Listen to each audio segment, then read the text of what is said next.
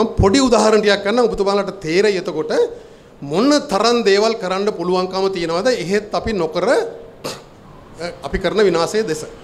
පොඩි උදාහරණයක් ගන්න අපේ අරුණකාන්ත සහෝදරයා මත කරපු පාම්පිටි සහල් පිටි ගැටුම. සහල් කර්මාන්තයයි පාම්පිටි ආනයනයෙන් ඇති වෙලා තියෙන තත්ත්වය. දැන් හිතන්න මේ ආණ්ඩුව එක ගිය ආණ්ඩුවත් මම ගිය ආණ්ඩුවයි මේ ආණ්ඩුව වෙනස් කියලා කියන්න නෙමෙයි මම මේ හදන්නේ.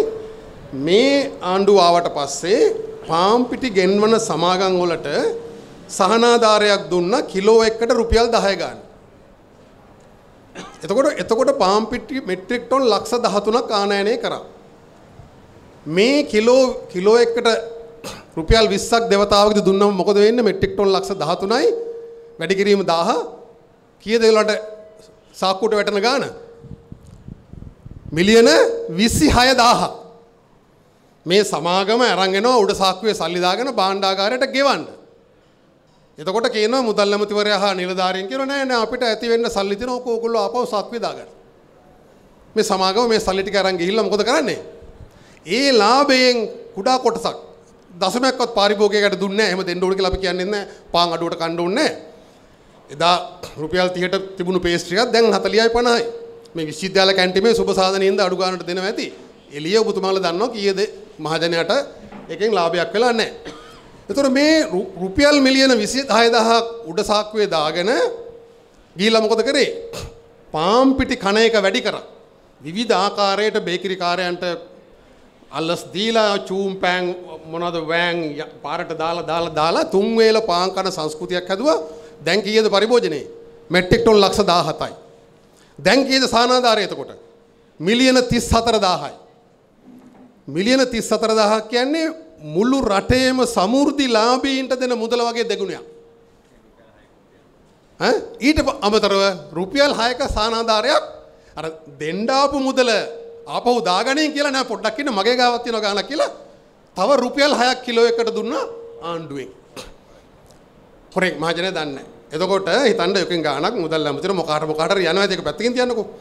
හැබැයි රටේ භාණ්ඩාගාරයට මේසා මුදලක් අහිමි වෙනවා.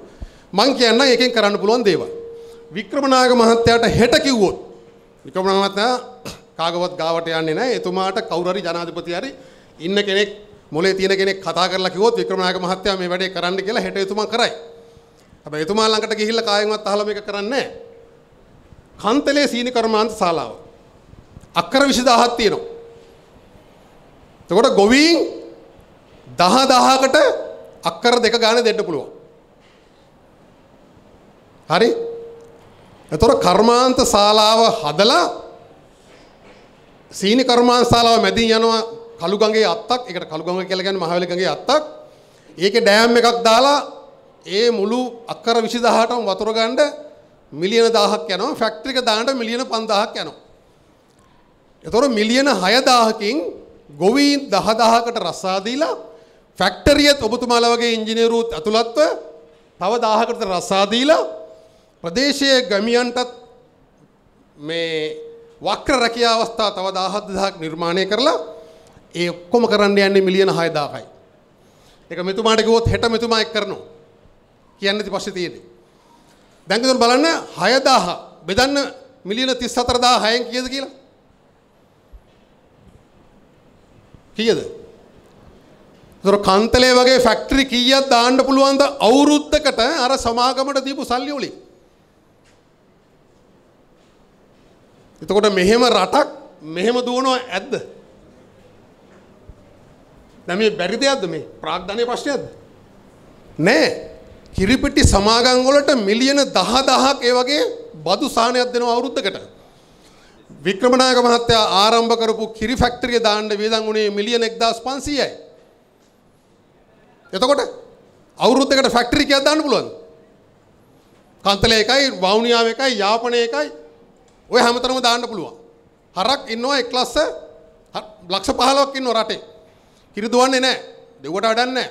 ගොවියා හරකට ආදරෙන් සලකන්නේ නැහැ. ඒක දෙක ලාභදායක කර්මාන්තයක් නෙමෙයි. දැන් පරිශ්‍රණ වලින් හොයන් තියෙනවා හරකට රැට ඇති වෙන්න වතුරයි තනකොළයි දුන්නොත් කිරි නිෂ්පාදනයේ දෙගුණයක් වෙනවා.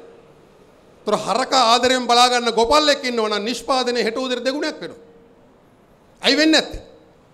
ඇයි අර බහුජාතික ආනයන පිටි ජරාව පාම් තෙල් දාපු පිටිකිරි ආනයනය කරන සමාගමට ආණ්ඩුවේ භාණ්ඩාගාරයෙන් මිලියන 10,000ක් දෙන නිලධාරීන් සහ දේශපාලකයෝ මේ රටේ ඉන්නවා.